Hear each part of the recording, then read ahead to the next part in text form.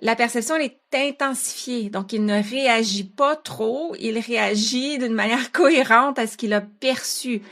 Cette vidéo est un extrait de conversation que j'ai eu avec une enseignante et on s'intéressait aux défis sensoriels en milieu scolaire, comment ça peut avoir un impact sur leur fonctionnement, notamment l'hyposensibilité. Et on se demande, ça vient d'où ce défi-là? Comment ça évolue? Quels outils peuvent aider?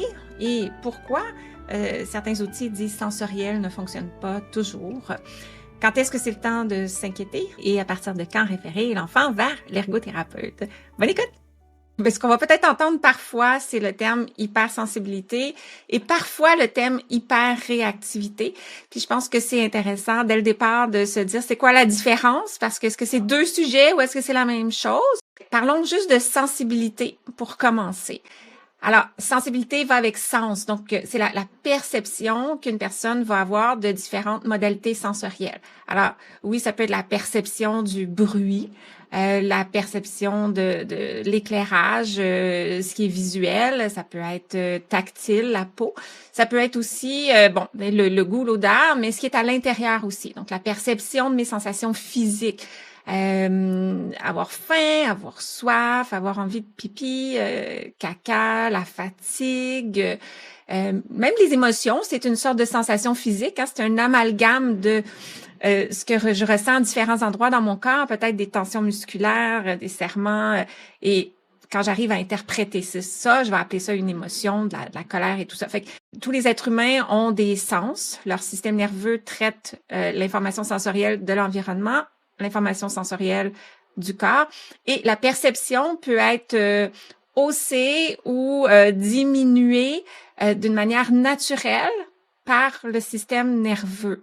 Alors, le système nerveux, si il traitait tout ce qui est disponible en tout temps, il y aurait trop de jobs, trop de choses à faire, c'est pas fonctionnel. Donc, en tout moment, il y a des mécanismes dans le système nerveux qui disent, OK, c'est-tu important cette information-là en ce moment? Est-ce que c'est dangereux potentiellement? Est-ce que je devrais orienter une partie de mon énergie, de mon attention pour traiter ça ou c'est pas pertinent? Par exemple, en ce moment, c'est l'heure du repas. Peut-être que tu as faim, mais ton cerveau te dit, j'ai juste un nombre de minutes avec Josiane, donc regarde, je vais pas te faire sentir que tu as faim, je vais juste te garder concentré sur ce que tu entends. OK? Alors, ça se fait en tout temps. Et si ça se fait pas bien, à ce moment-là, l'enfant peut avoir une perception trop intensifiée d'une information qui pourrait par les autres être jugée ordinaire ou inoffensive. Par exemple, ta faim, tu la ressens tellement fort que tu n'arrives plus à te concentrer, t'es plus bien, tu commences à essayer de réguler ça, tu peux avoir des mouvements, tu peux à la rigueur, si tu comprends pas ce qui se passe, faire une crise, t'es pas bien, OK? Donc, le système nerveux ajuste en fonction de ce qui est pertinent pour le moment. Et il y a parfois des conditions qui font que l'enfant va trop percevoir des choses qui sont perçues comme inoffensives pour les autres. Et c'est là qu'on va parler d'hypersensibilité. On pourrait dire, il semble hypersensible au bruit ou hypersensible à la sensation de faim. Il dit tout le temps qu'il a faim, il dit tout le temps qu'il a envie de pipi ou il dit tout le temps qu'il a mal au ventre. Il dit tout le temps c'est trop brillant. Donc, on pourrait dire d'un œil extérieur, il est hypersensible. Maintenant, on peut pas affirmer qu'il est hypersensible, on peut pas mesurer ce qu'il perçoit dans son cerveau. Alors, on dit qu'il paraît hypersensible. Dans le langage de tous les jours, on utilise beaucoup ce terme-là. Mais il y a le terme hyperréactivité qui est favorisé pour décrire, dans le fond, la réactivité de l'enfant à une sensation. Donc, c'est plus facile de dire cet élève-là, il réagit trop au bruit. Il réagit trop quand il est trop près des autres, quand il est touché. Donc, on va dire qu'il est hyper réactif. Donc, ça serait la terminologie, le vocabulaire à favoriser parce que ça, on le voit. Ça, je peux le dire, il a réagi trop. Puis en même temps, j'aimerais ça mettre une bémol sur le terme trop parce que il a réagi trop en fonction de ce que moi je comprends de cette sensation-là dans ce moment-ci. Mais ce qui est important de comprendre, c'est que pour lui, la perception elle est intensifiée. Donc, il ne réagit pas trop, il réagit d'une manière cohérente à ce qu'il a perçu. Alors, pour lui, peut-être son vêtement, son étiquette, c'est comme un velcro qui frotte. Ce n'est pas juste un vêtement, une étiquette. Pour lui, le bruit de l'aspirateur, le bruit de l'avion qui passe, c'est comme pour nous la musique beaucoup trop forte, trop soudaine, une alarme, un marteau piqueur, des feux d'artifice. Donc c'est normal que quand on s'y attend pas, qu'on comprend pas pourquoi ça arrive, on est jeune, si on est un enfant, on ne voit pas la pertinence de faire le ménage dans l'école avec un aspirateur. Donc ce qu'elle perçoit, c'est un bruit qui est agressant et elle va réagir à ça. Alors, les réactions possibles, lorsque je perçois trop, mon système nerveux m'envoie trop d'informations qui devrait pas m'envoyer en ce moment, ben c'est sûr que la première réaction, ça peut être, bon, essayer de bloquer le son. Ça peut être aussi, lorsque c'est pas la première fois, d'essayer de me protéger. Oh non, non, je veux pas ça, là. Donc, si je peux m'éloigner, je vais le faire, mais si je peux pas, donc je peux dire non, pas d'aspirateur. Non, je veux pas l'alarme qui est pour la récréation, je veux pas entendre ça. Donc, l'enfant peut craindre et réagir en anticipation. Et à la rigueur, selon l'état dans lequel il était ou il commence à être au fur et à mesure de l'agression sensorielle, ça peut éventuellement devenir une crise ou ça peut être des réactions qui vont se multiplier à d'autres sens, si on veut. Donc, c'est le son qui m'agresse, mais tout d'un coup, j'ai un ami qui vient à côté de moi puis qui me touche. Là, je peux frapper l'ami pour dire « Ah non, touche-moi pas ». Dans le fond, c'est le système nerveux qui est en train de surcharger à trop d'informations perçues dans le ici maintenant. Donc, c'est vraiment dans le mécanisme de filtration qu'il y a un problème. Et ça s'appelle un trouble sensoriel. Il y a différents types de troubles sensoriels et on va parler d'un trouble de modulation sensorielle. Et dans les troubles de modulation sensorielle, donc moduler, OK? C'est ça la job du système nerveux, moduler, si tu es important, si tu es dangereux, faut que je porte attention, OK? Ben, il y a d'autres réponses possibles. Il y a l'enfant qui perçoit trop, puis là, il y a l'enfant à l'autre pôle qui réagit pas assez. Hyporéactivité ou qu'on pense qu'il perçoit pas assez l'information. Alors, lui, on a des réactions complètement différentes. Donc, on a un système nerveux qui fait il y a rien d'important, il y a rien de dangereux comme non, j'envoie pas l'information, je laisse rien passer, je réveille pas un peu la partie intelligente du cerveau pour dire hey, porte attention à ça, c'est important. Donc là, on a des enfants que si on va parler du bruit, ben qui réagissent pas quand on les appelle, quand on dit leur nom, que c'est très, très long pour avoir leur attention. Peut-être qu'on va les toucher, ça va les aider à réagir. On va aller chercher un autre sens pour dire « Hey, je te parle » ou se mettre devant eux. Mais ils ont besoin de plus d'intensité pour percevoir ou plus de répétition pour percevoir. Donc, on va avoir un enfant qui va manger, qui va avoir de la nourriture peut-être sur ses mains, autour, sur sa bouche. Typiquement, l'enfant, il devrait être dérangé quand il y en a trop, va s'essuyer, mais l'enfant remarque pas. Il reçoit pas cette information-là, donc il se nettoie pas, donc il réagit pas. L'enfant qui ressent pas, attend son envie de pipi, son envie de caca. Alors, l'information est pas importante, mais à un moment donné, elle devient tellement intense, c'est en train de sortir, puis là, le cerveau va faire « Oh, il y a quelque chose », mais là, il est comme trop tard. Puis l'enfant peut avoir un accident. Alors, il y a l'enfant qui perçoit pas assez, qui est plus apathétique, parce que c'est ça, il faut parler de l'état, dans le fond, de l'enfant aussi. Si je perçois rien, ben le système devient plus léthargique, que j'ai pas le goût de bouger, j'ai pas le goût de m'engager dans l'environnement, parce qu'il y a rien qui stimule mon système. Alors, on va avoir un enfant hyporéactif, hyposensible qui ressemble à ça, mais il y a comme un entre-deux où là, on a un cerveau qui est un petit peu plus avancé, hein, qui dit, ben, coudonc, je devrais pas sentir quelque chose, me semble que c'est plate, là, il se passe rien, donc pourquoi tu bouges pas plus? Pourquoi tu fais pas des bruits de bouche? Pourquoi tu touches pas à tout ce qui est autour de toi? Pourquoi tu joues pas juste avec des choses qui font du bruit puis de la lumière puis tout ça? Fait que, on a l'enfant qui tombe en quelque sorte en recherche sensorielle. Donc, il cherche des sensations. Alors, ça serait une façon de compenser de l'information qui arrive pas assez. Alors, ça serait en quelque sorte nos deux types principaux. Puis il y a l'enfant qui a juste des plus grands besoins. Donc, il y a plus de besoins que les autres de bouger, il y a plus de besoins de recevoir de la stimulation diverse, que ce soit des bruits, des lumières, puis tout ça, puis qui constamment à la recherche.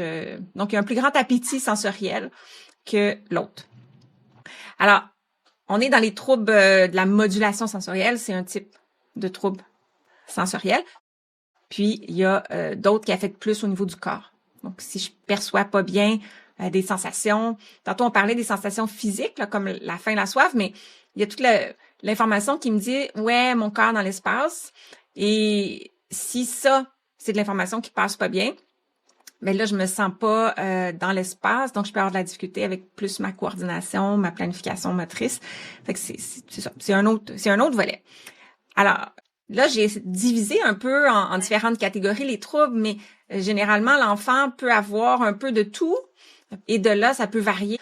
Donc, aujourd'hui, j'ai mal filtré, j'ai laissé passer trop de choses, puis demain, j'ai laissé passer pas assez de choses. Ou je laisse plus passer lorsqu'il s'agit de bruit, mais je laisse moins passer lorsqu'il s'agit du corps, par exemple. Donc, c'est vraiment pas facile de dire l'enfant a une hypersensibilité à ceci. Ce qu'on peut dire, ça serait davantage, hier après-midi, l'enfant était hyper réactif au bruit parce que c'est peut-être pas toujours comme ça. Puis justement, c'est là qu'on va chercher nos leviers lorsque on va observer quand est-ce que l'enfant réagit plus ou réagit pas assez ou réagit correctement et tout en revient à dans quel état elle est. Une des questions qu'on a beaucoup, c'est est-ce qu'on peut surmonter ça? Est-ce qu'il y a une intervention? Est-ce qu'on guérit de ça? Donc, c'est pas une maladie qu'on a attrapée, c'est pas une maladie qu'on peut se défaire. Le système nerveux, des fois, il est immature, des fois, il se développe un peu atypiquement et ces particularités-là, d'une manière générale, vont rester. La personne va rester vulnérable toute sa vie à cette difficulté-là de modulation. Puis c'est là que ça devient super intéressant de distinguer hypersensibilité et hyperréactivité parce que l'hypersensibilité va rester, mais l'hyperréactivité peut s'enrayer complètement. Donc ça, c'est du comportement, puis ça, c'est du traitement sensoriel. Alors, il y a deux axes. Il y a l'axe de, OK, qu'est-ce qu'on peut faire pour aider ton système nerveux à être plus régulier dans son traitement de l'information, à être optimal dans son traitement de l'information. D'une manière générale, tout ce qui apaise un système nerveux va aider. Fait que tout ce qu'on connaît qui apaise l'anxiété, le stress, apaise d'une manière générale. Donc, que ce soit des massages, de la pression, de la musique douce, des breuvages doux à la paille, comme la succion, comme le bébé qui suce son pouce, qui suce une suce. Ben même en vieillissant, de faire de la succion, c'est une stimulation apaisante. On peut le faire avec une paille qui est très petite ou une bouteille qu'on suctionne et tout ça. Donc, on peut trouver des stratégies que l'enfant va pouvoir prendre régulièrement, incluant beaucoup d'activités physiques. Comme adulte, on le dit souvent, je vais faire du jogging, je me sens plus calme après. Ben c'est la même chose, l'enfant qui va jouer dehors davantage, puis qui va faire beaucoup d'activités qui vont solliciter ses muscles, ben va être d'une manière générale plus calme et va être porté à mieux traiter l'information sensorielle. Il y a toute l'hygiène de vie aussi, donc un repos régulier, assez de sommeil, assez de repos, moins de stimulation qui sont pas nécessaires, qui brûlent un peu l'énergie du système nerveux. Fait que tout ce qui touche aux écrans, par exemple, si on en a beaucoup, c'est à diminuer pour aider l'enfant. Puis l'alimentation peut jouer aussi. Donc moi, quand je prends plus de sucre, que je suis plus anxieuse, je suis plus mon état est pas le même. Alors c'est la même chose pour les enfants. Quand l'enfant est vu en ergothérapie avec un ergothérapeute, ben il peut avoir certaines interventions qui sont plus physiques, qui vont aider, reprendre un petit peu le développement du système nerveux, puis essayer de nourrir, l'aider à maturer un peu. Il y a un peu de gains qui peuvent être gagnés, mais d'une manière générale, ce qui va avoir le plus de potentiel, c'est pour l'enfant de devenir plus conscient de ce qui se passe. Donc, au fil du temps, on en parle, à la maternelle, tes sens, ton cerveau, on a ces enseignements-là, mais d'aller un petit peu plus loin, puis de dire, parfois nos sens nous envoient de l'information qu'on veut pas, puis parfois ils nous envoient pas ce qu'on veut, puis de commencer à se comprendre, puis que l'enfant comprenne qu'il y a un pouvoir, il y a un certain pouvoir pour se préparer et mieux gérer l'information, mais surtout cet enfant-là, il a besoin de beaucoup de validation. Donc, il a besoin de se dire, ben oui, mais parfois, on perçoit trop, puis c'est vraiment pas le fun. C'est vraiment agressant, ça fait vraiment mal, mais ce n'est pas justifié quand même de pousser les amis, de crier ou de ne pas faire le travail en classe. Donc, d'apprendre à aller voir l'enseignant, apprendre à savoir, c'est ça, que son système nerveux est en train de changer, puis de dire j'ai besoin d'une pause. Est-ce que parfois, il y a des enseignantes qui vont avoir une petite tente dans leur classe, donc est-ce que je peux aller dans la tente? Est-ce que si l'enfant a vu un ergot puis qu'il y a des coquilles, est-ce que je peux aller faire une pause coquille? Est-ce que je peux aller prendre juste une marche, sortir, aller à la salle de bain? Donc, de prendre des moyens pour s'apaiser et d'avoir une relation de confiance avec l'adulte, de sorte que si l'adulte sait qu'une stimulation qui s'en vient, ben si on le sait que l'aspirateur va être passé, ben on avise l'enfant, l'aspirateur va être passé bientôt. Ça risque d'être désagréable. Qu'est-ce que tu voudrais faire pour se préparer? Puis d'offrir beaucoup d'empathie, je comprends que c'est pas le fun puis que c'est dur. Faut pas invalider du tout l'enfant. Faut pas dire ben non c'est pas si fort, ça va passer. Ce qu'il vit, c'est réel. Ce qu'il vit, ça fait mal. Ce qu'il vit, c'est envahissant, c'est épuisant.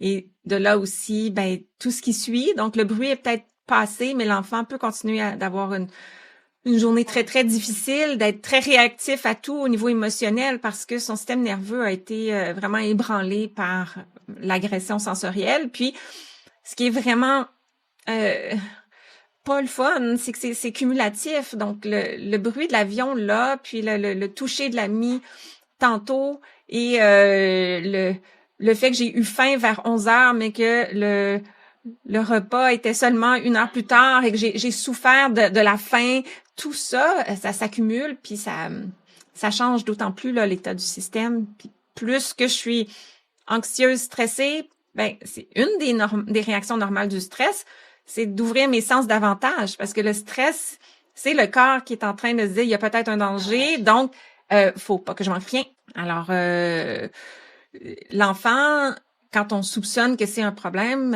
puis que ça affecte son fonctionnement, parce que c'est ça, quand ils sont tout petits, ils ne comprennent pas ce qui se passe. Ils savent pas que les autres sentent les choses différemment et c'est pas simple pour un enfant de voir tous les autres amis qui s'amusent puis qui n'ont pas de réaction en même temps que soi, puis l'enfant ne comprend peut-être même pas qu'il y a une réaction à cause du bruit.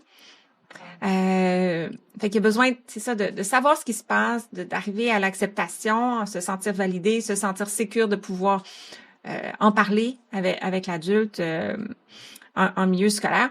Et mais c'est ça, quand on sent que ça existe et que le parent nous en a pas parlé et n'est pas au fait déjà, que c'est nous qui remarque parce que ça se présente surtout par des comportements. Donc l'enfant, oui, le parent a certainement remarqué des comportements difficiles, mais peut-être pas fait le lien avec la cause, puis que c'est sensoriel. Donc en parler aux parents, puis dans la mesure du possible, c'est toujours pertinent pour eux de pouvoir rencontrer un ergothérapeute pour avoir plus de compréhension de ce qui se passe, des outils pour accompagner leur enfant, puis de mettre en place justement des routines dans le quotidien qui vont être sécurisantes puis aidantes pour le système nerveux. Mais plus on identifie tôt, plus on peut accompagner l'enfant tôt dans tout ça et qui se sentent... Parce que là, il y a des impacts secondaires. Il y a...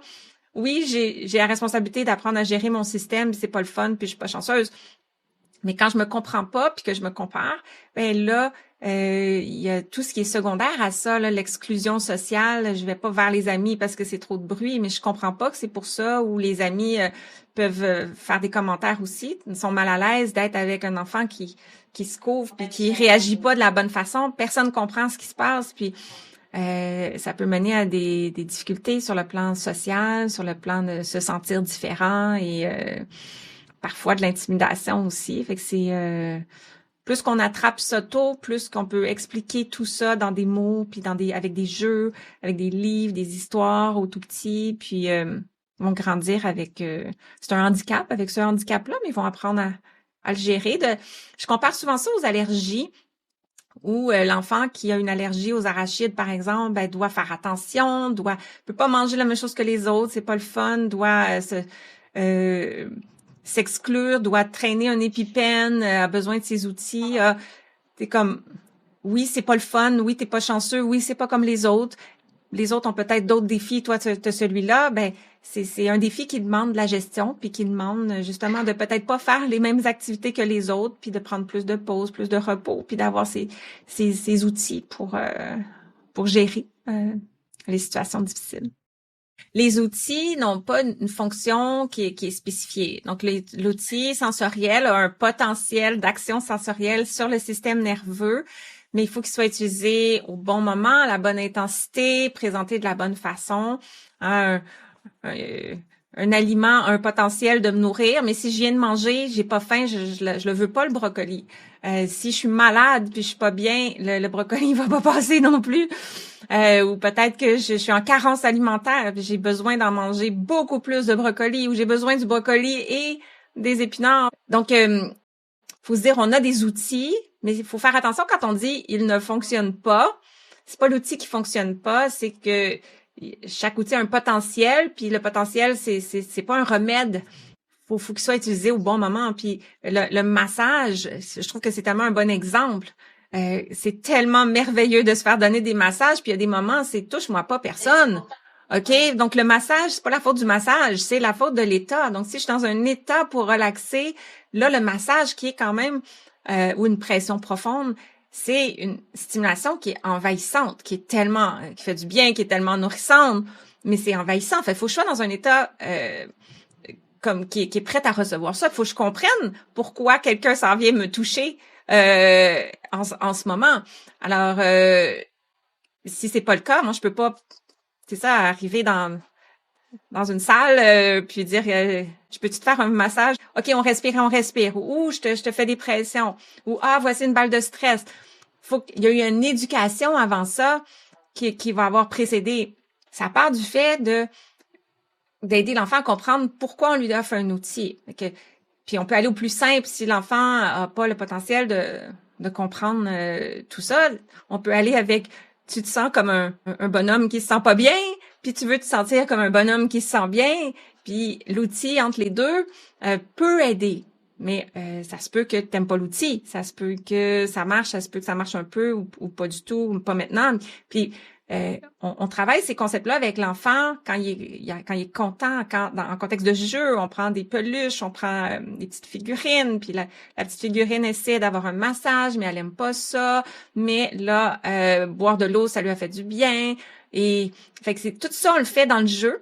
Puis idéalement, si on peut trouver des livres où on les invente, on fait des histoires, des jeux de rôle, puis après, on se prépare. Donc, tu sais, là, quand t'aimes pas le bruit de l'aspirateur, là, toi, là, est-ce que il y a quelque chose que t'aimerais essayer? Ah oui, j'aimerais ça, la balle de stress. OK, fait que, où est-ce qu'on pourrait la mettre? Ou est-ce que tu veux la garder avec toi? Est-ce que tu veux que je te la donne? Puis quand on va voir l'aspirateur la prochaine fois, puis t'es pas bien, tu peux la prendre, tu peux l'essayer. Puis tu me diras si ça fonctionne. Parce que l'enfant aussi, faut pas qu'il sente la pression que ça va le transformer. Fait que là, l'enfant est plus, OK, j'essaie, puis il y a une intention derrière l'utilisation qui est de me sentir mieux. C'est souvent l'étape, la portion qu'on fait pas avec les outils sensoriels en milieu scolaire parce que on n'est pas en intervention avec les enfants, on n'a pas de temps individuel avec les enfants. Donc c'est sûr que c'est pas anormal d'essayer, c'est correct d'essayer les outils, mais que ça fonctionne pas entre guillemets. C'est pour ça que c'est idéal justement que l'enfant puisse travailler avec un ergothérapeute et avec l'enseignante. C'est ça, c'est l'ergo qui ferait peut-être tous ces petits jeux-là, puis ces mises en situation-là, puis qui généralise ça avec le parent, suggère des livres à la famille à acheter. Et là, il y a une communication avec l'école qui dit « Hey, Juliette, elle a été exposée à la balle de stress, elle a une petite stratégie de respiration, elle aime ça, les pressions profondes sur ses épaules. Puis regarde, on lui a fait un petit tableau, un petit support visuel. Fait que voici le support visuel. Puis quand elle va pas bien, vous pouvez lui montrer. Puis elle peut dire si elle a le goût d'essayer quelque chose ou pas. Et voici un autre petit outil qui lui permet de dire si elle se sent mieux après, puis tout ça. Fait que oui, là, on se parle parce qu'on est entre enseignantes, là, mais l'idée, c'est que c'est de la théorie, puis c'est le principe, mais c'est pas nécessairement réaliste pour vous autres de le faire. Mais de là, suggérer, c'est ça, la référence vers l'ergothérapie ou du moins, si tu sens que le parent est ouvert, des ressources, notamment, j'en ai plein de ressources gratuites, plein de vidéos. Mon livre va résumer tout ça. Comprendre, c'est vraiment la première étape pour le parent. Puis, par la suite, c'est ça, dans la mesure du possible, si on peut avoir de l'intervention aussi. Mais généralement, de plus en plus, les interventions pour ces types de défis-là se fait par coaching parental davantage que par une intervention directement avec l'enfant. Parce que la majorité de l'impact qu'on va avoir va être comment le parent aide l'enfant dans son quotidien, comment il l'avise, comment il le soutient, comment il le sécurise dans les défis des bruits, par exemple, du quotidien. C'est ça qui fait la plus grande différence. Puis ça prend plusieurs années. Quand on commence à accompagner l'enfant à 3 ans, ben ça prend plusieurs années à faire ce cheminement-là de comprendre c'est quoi mon système nerveux, ça varie, j'ai du pouvoir, j'ai des outils, j'ai des adultes qui peuvent m'aider. Donc, l'idée, c'est pas d'avoir l'enfant en intervention toutes les semaines avec un ergothérapeute dans un bureau. C'est pas la réalité. Il y en a pas de bruit dans le bureau de l'ergo. C'est dans la vraie vie. Donc, l'enseignement se fait beaucoup plus là, puis l'enseignement sécurisant se fait beaucoup plus dans des jeux symboliques avec le parent qu'avec l'ergothérapeute, même si l'ergo est très ludique. C'est plus facile à généraliser quand c'est ma peluche de la maison puis que c'est fait avec mes parents. C'est de semer des petites graines au niveau du fait que ça existe, des différences. J'aime beaucoup parler avant qu'on soit identifié par un ergothérapeute, où là, on va parler de troubles sensoriels, troubles de modulation sensorielle, qui est pas un diagnostic médical en passant, c'est plus un tableau clinique qui décrit ce qui se passe, qui dirige vers les outils, mais c'est pas un diagnostic de médecine, c'est pas un médecin qui émet ce diagnostic-là, c'est pas un diagnostic, faut pas utiliser ce terme-là. L'élève semble avoir des différences dans la façon dont elle perçoit les mêmes sensations en comparatif avec les amis de la classe. Parfois, on dirait qu'elle perçoit plus fort le bruit ou qu'elle perçoit moins ma voix, moins que je lui parle directement. Et que ça serait intéressant de voir, est-ce que vous remarquez la même chose à la maison? Puis est-ce que vous aimeriez des suggestions d'informations pour pouvoir comprendre, pour voir s'il y a quelque chose à comprendre, dans le fond, dans ce domaine-là. Puis diriger le parent vers des